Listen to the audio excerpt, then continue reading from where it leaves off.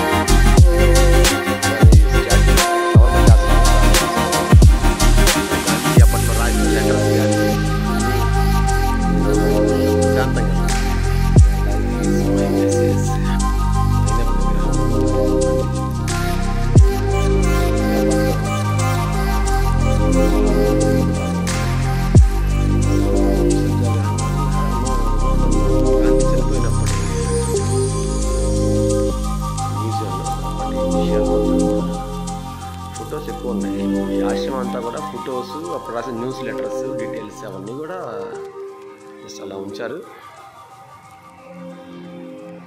Okay, Gandhiji writing, birth place of Mahatma Gandhi.